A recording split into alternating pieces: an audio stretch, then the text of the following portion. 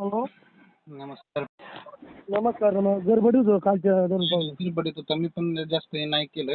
2 वेळा फोन आता रस्त्याला होतो, पाऊस लय होतोय. साईडला फोन करा. बोला की. हा, पलीकडची माती अलीकडच्या रोडला आली होती. कुठं? एक्सप्रेसला ते टोल नाका आहे ना जुना, हा, अजून का पलीकडच्या डोंगराची माती अलीकडे आली होती. असं आल्याच बाबा आल्याच.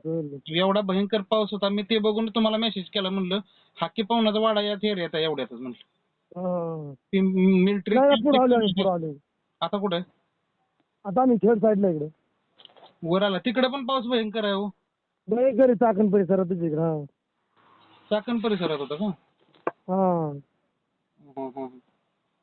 आम्ही पण आहोत, तातवडे जाम झालं म्हणून मी पिंपरी चिंचवडकडून गाडी काढून आलो होतो वर. अखेर रस्ता देव सगळा चाकण तळेगाव रोड बंद आहे.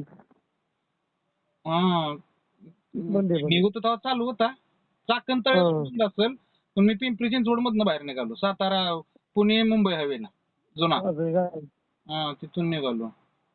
बरोबर, ठीक आहे. मुंबईला गेलतो का? आलाय म्हणलं तुम्ही. हा, खेडला आला म्हणलं, जवळ आला आता.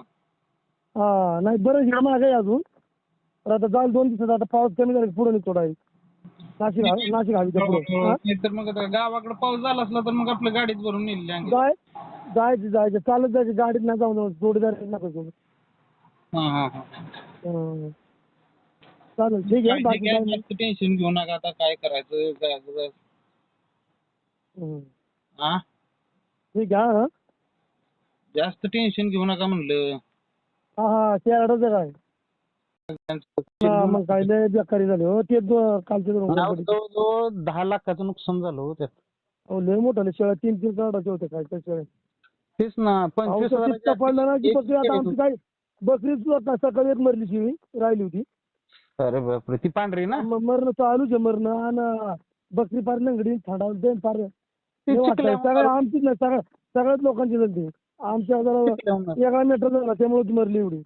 पडली एका वेळी. अच्छा. काय बुजली का कशाला?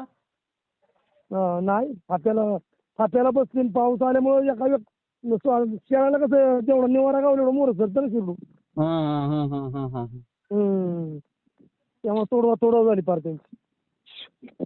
चालेल, ठीक आहे. ठेवू का काळे पाहुणे? ओके. चालतंय. धन्यवाद.